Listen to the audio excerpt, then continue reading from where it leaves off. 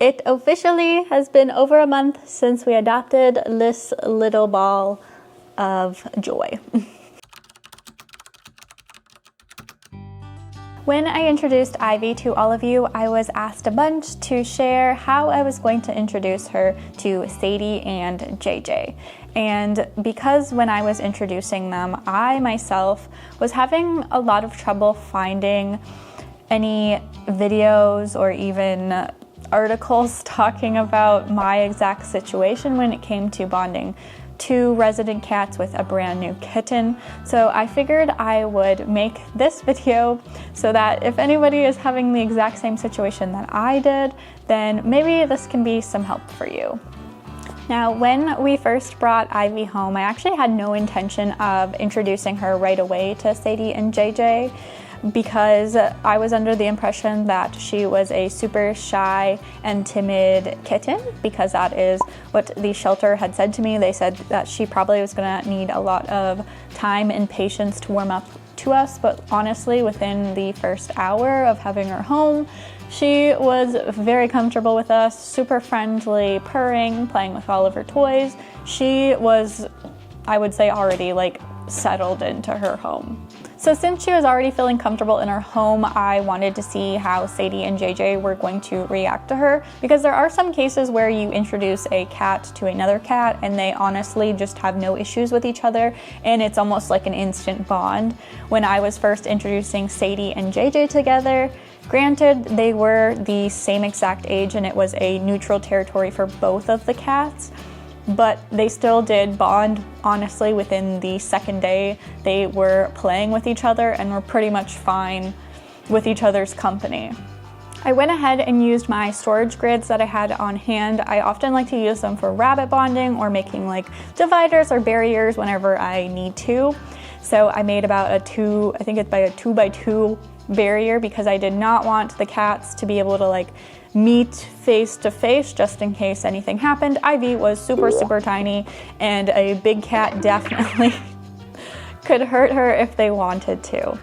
The reaction started off pretty normal. Sadie and JJ kind of just sat and watched her and were very curious as to what the heck that tiny little thing was, and Ivy was super like interested, very curious. She wanted to be their friends right away.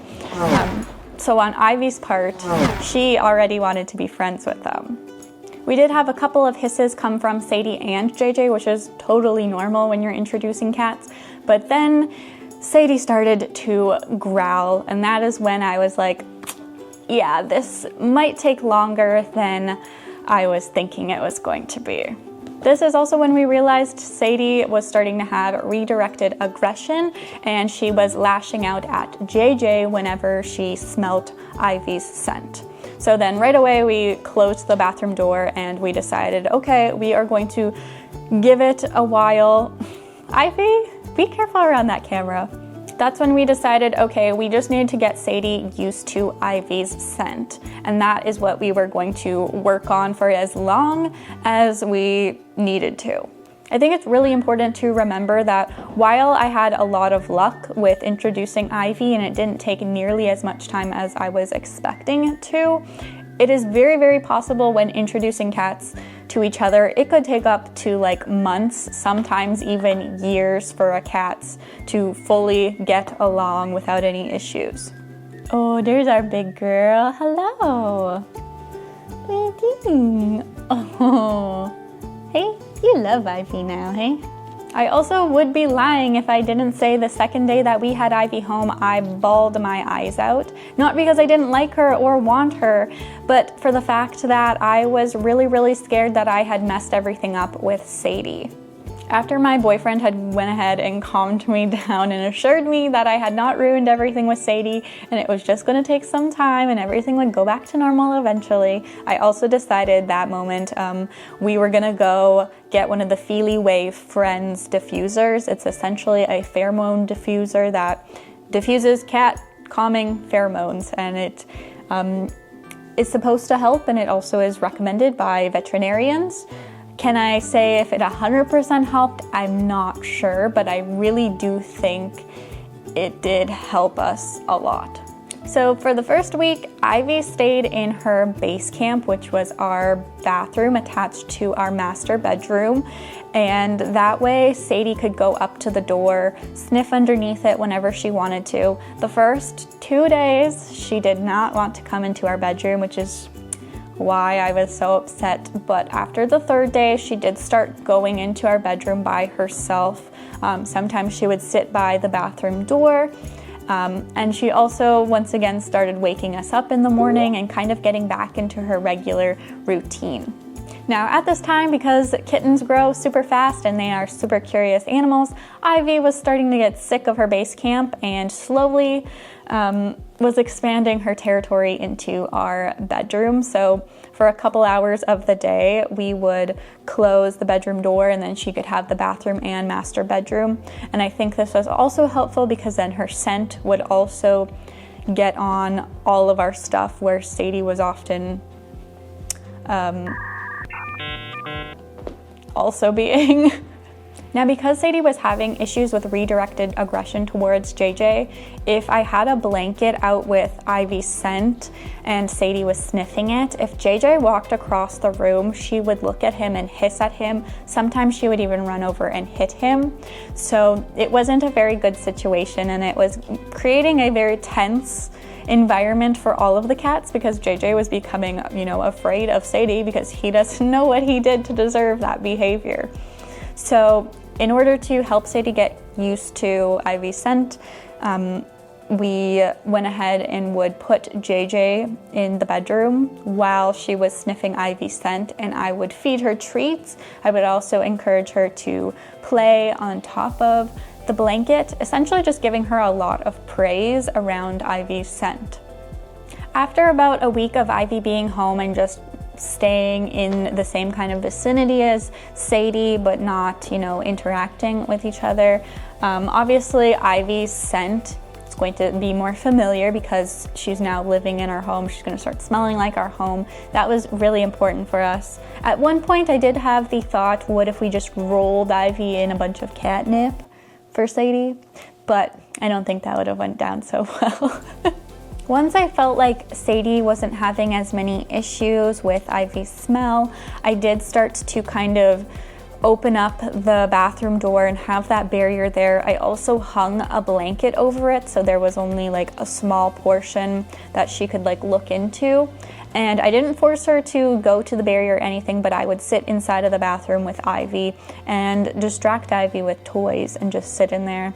And then Sadie was welcome to choose whether or not she wanted to come into the bedroom and kind of watch what was going on. She could leave whenever she wanted to, but it also was very, very helpful when my boyfriend was home.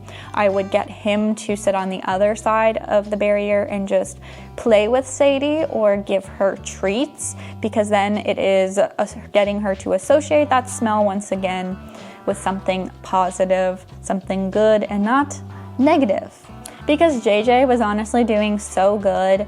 He is like the chillest cat ever, and I was not worried at all about him when bringing home a new kitten.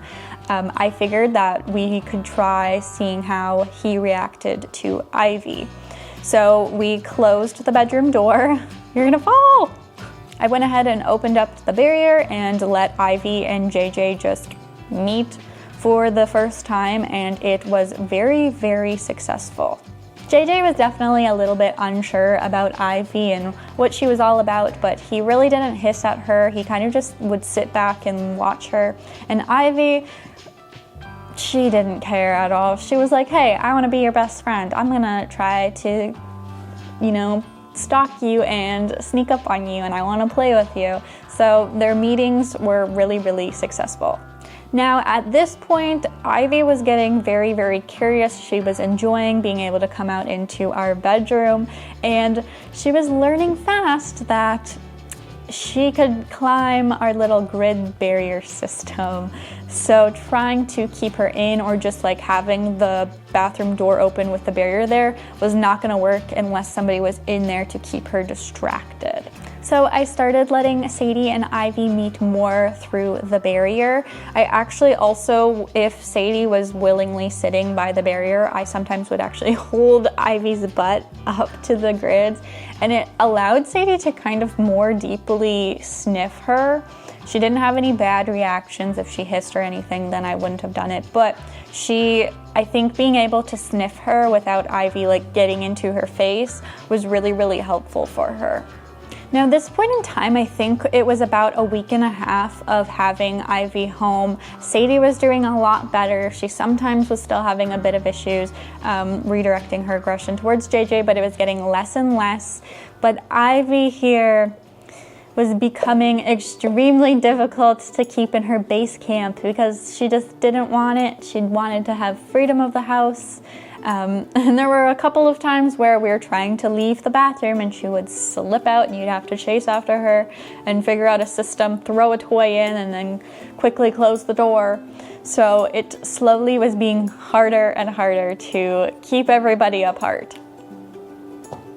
Now, Ivy's eagerness to have reign of the entire house is kind of what put us onto the final step, because we just literally couldn't contain this ball of energy anymore because she didn't want to be contained anymore.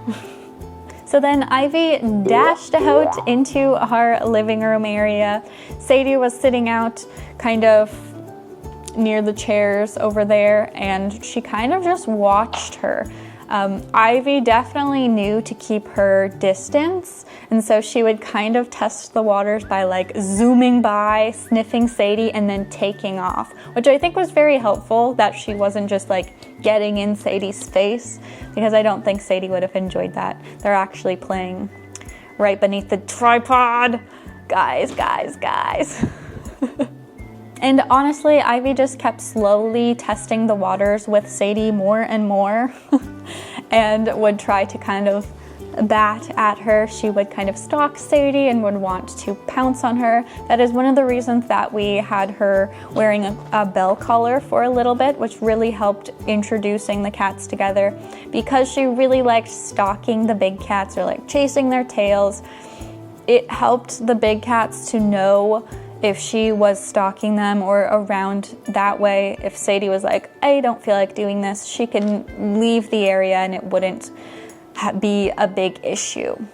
The first couple of days of watching Ivy and Sadie play with each other was a little bit nerve-wracking, because sometimes Sadie can play a little bit rough, but Ivy took it very, very well, and I think she was just really excited to play with her. And now they honestly are super cute to watch play with each other, because Sadie, like I said, sometimes can be a little bit rough when she plays, and Ivy kind of matches her level. Unlike JJ, who doesn't really like playing. He's like, I want to sleep all of the time. I'm just a chill guy. So I think Ivy and Sadie are kind of perfect for each other. In conclusion, my biggest piece of advice when introducing a bunch of cats together is to just give them time. It's okay to cry in the beginning like I did. I completely understand, but just know it's all gonna work out in the end, and just to take it slow. Everything works out, I promise. So I really hope this video has been able to maybe help somebody who's introducing their cats, and I hope to see you guys in our next video. Bye!